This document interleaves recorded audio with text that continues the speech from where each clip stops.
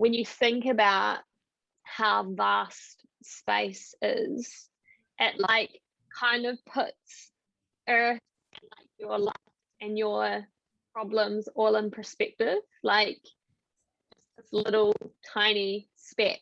And I just feel like if you were to experience that perspective shift, it would change how you would view the world and your life moving forward. The expanse of the universe and how mad it is, I just find incredible.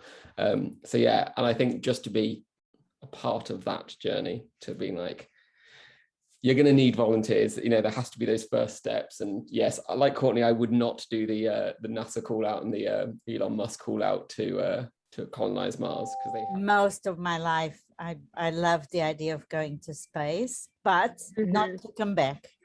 Go, however, to go and discover and connect with other beings, other types of life, and definitely not to return, just, you know, with the mission of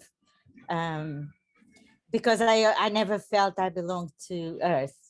Wow. For many years, but I would go in a no return. I would go to find real life that we don't know yet.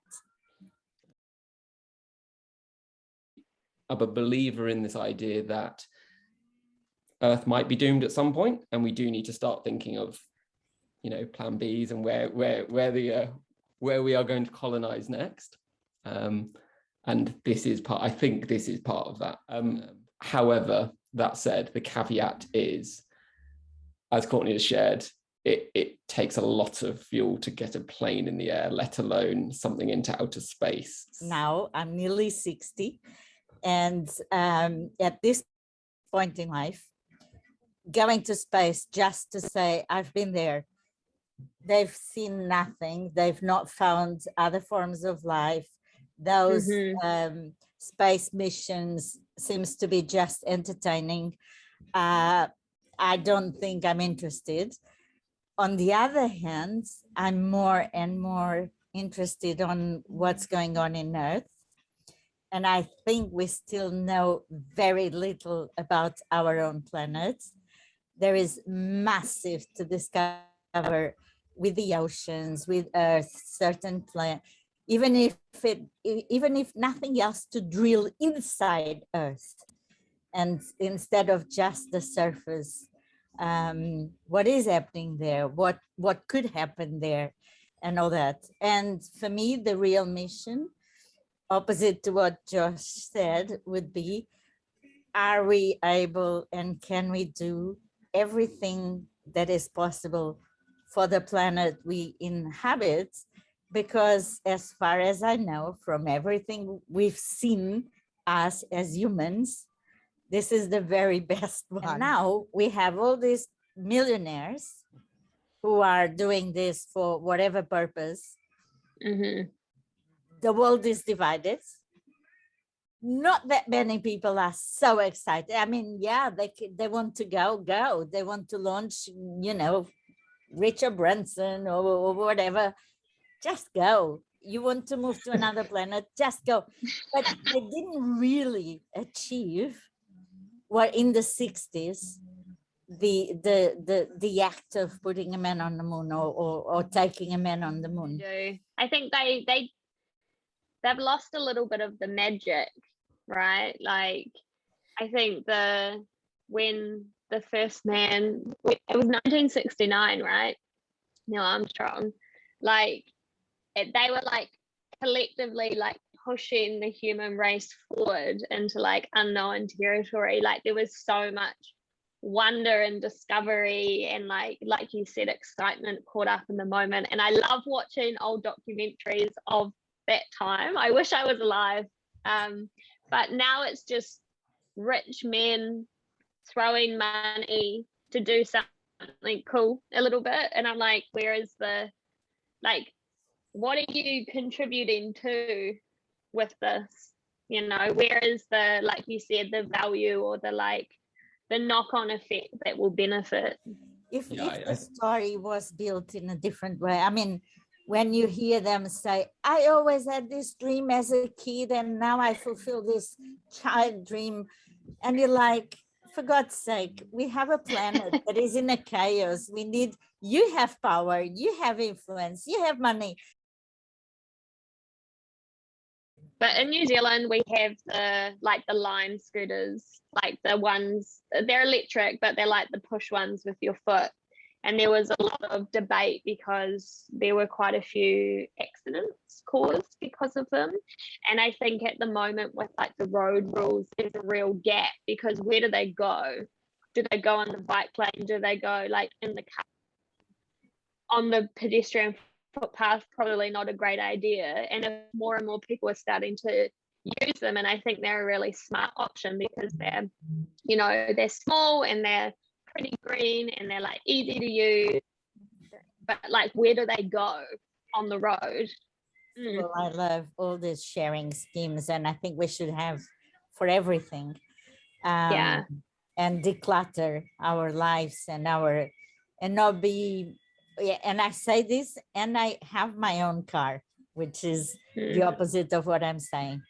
But I lived in London, in the UK, for about 18 years, never had a car. Although after coming back to Lisbon, I went back to a year later to Wales and North Wales. And I was advised to bring my car. So I drove from Lisbon to Bangor. Now I've heard someone talking about their vision of the future for like transport and mobility, and his image that he painted in our heads was one step further than like car sharing, and that if you had fully automated cars, so self-driving cars that just roamed on their own, and so you would like plug in when you need one and it would come and get you, drop you off, and then it would go off and find the next person, which gets rid of the need for car parks and car parking buildings, because cars are like kind of have their own mind and they're like they're like their own animal. And he was like, imagine all of the like central space that you would suddenly open up because you wouldn't need to park cars anymore. And would that be something that you would get into, do you think, like a self-driving car that just like roams around the city?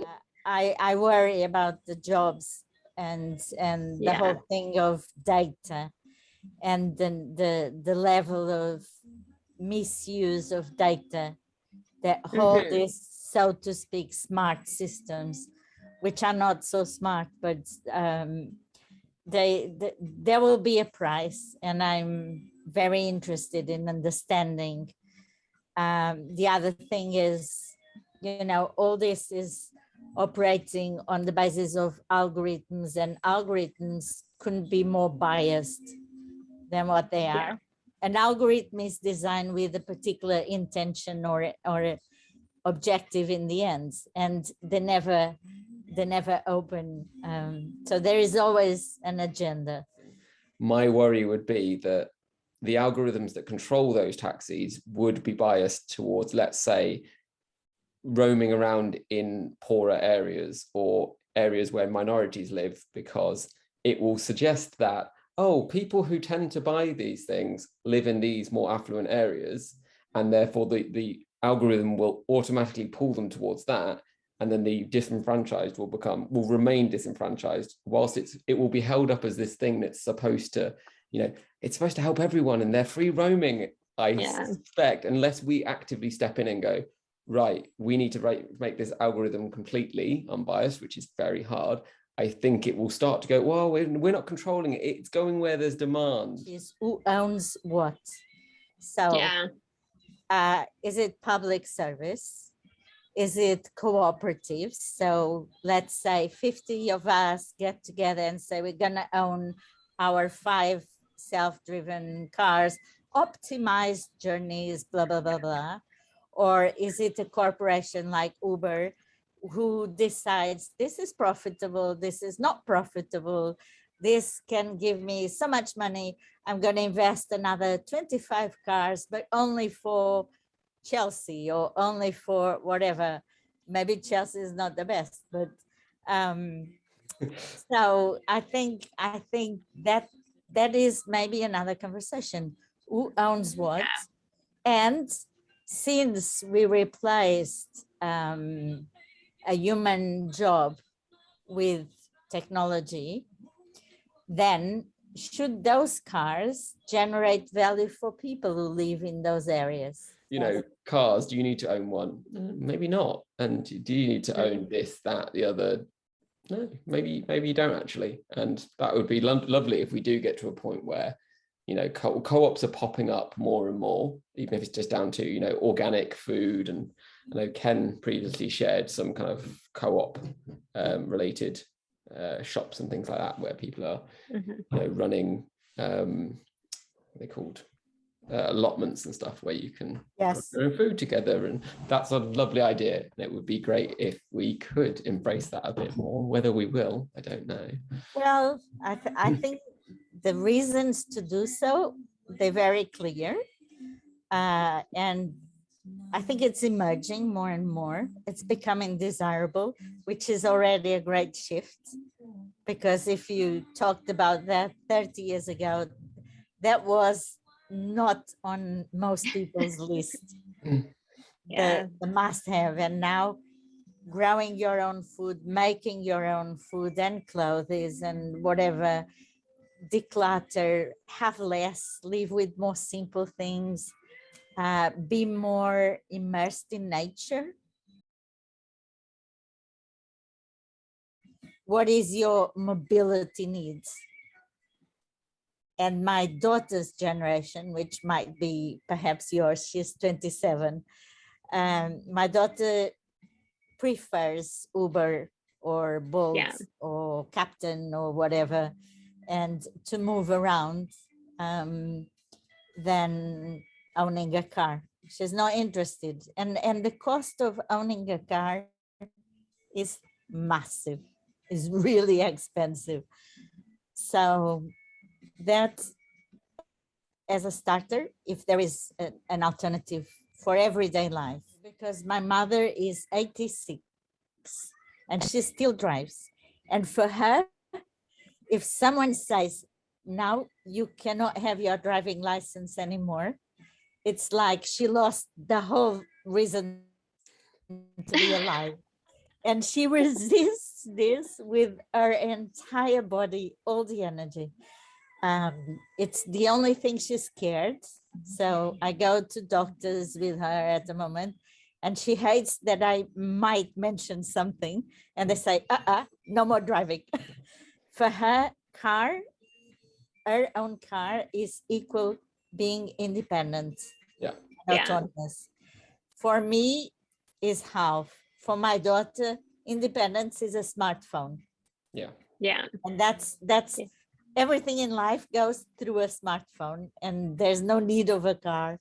I can have an Uber, or I can anywhere in the country. So I think more people now are willing to, or younger people now are willing to do something, like take action, whereas I feel like, particularly like my generation, we've been talking about it a bit and been raising awareness, and like I think it's important to obviously start the conversation, but I think we're like, I in my friend group is that a lot of people talk about it, but when it comes to actually doing something about it, that's where there's like a little bit of drop off. And I hope that the younger generations are a little bit more action orientated.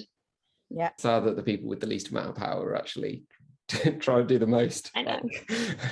That's, you know, fingers crossed they will come into those positions of power and they'll bring that ethos with them. So my question is, what's the point of wasting so much space and money on building bridges and roads and all that, when we could have personal little spaceships that, like your self-driving cars, but they don't have to be on the roads, maybe killing a person on a bike or a dog or whatever, an old lady that didn't see them coming and they didn't see the lady or whatever. Why don't we have all these little air lifted transportation, which would cost us a lot less? Because just imagine fixing roads, building bridges, and the whole thing, car parks, etc., etc. This didn't have to exist.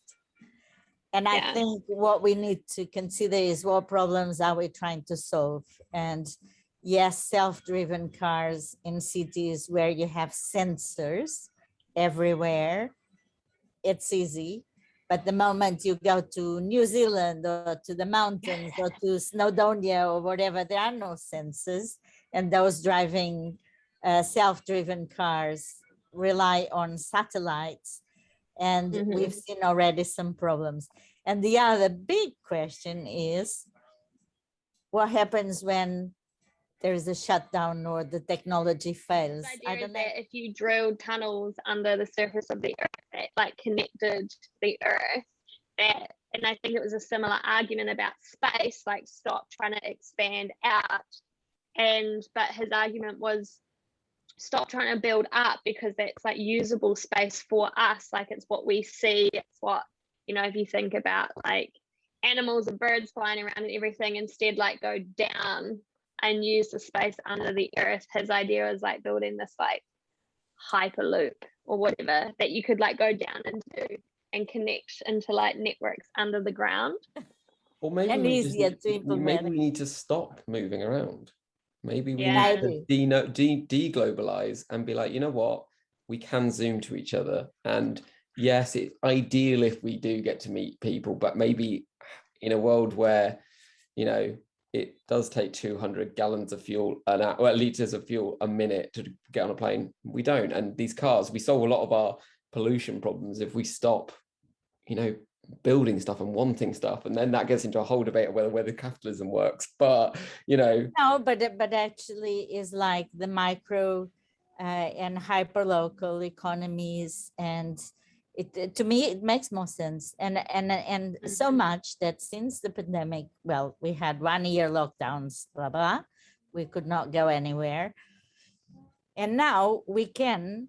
But I prefer to be on a Zoom workshop or conference or talks or meetings than move to the other side of Lisbon and waste 1 hour to get there. And then finally I'm there, and then I have to wear a mask or I have to accept the vaccines, which I didn't so far. I'm out of it. So all this complicated stuff, I rather continue to connect and have amazing conversations and meet incredible people like yourselves, then get on a plane and go to London for a meeting and then come back. You know, makes no sense to me. Or even get on a car for 2 hours to get somewhere, to get with people, when I can do a Skype or a Zoom or WhatsApp or whatever. Maybe we just need to skip a step and go straight to teleportation. Someone needs to start working on that. That would be excellent. That is far more exciting.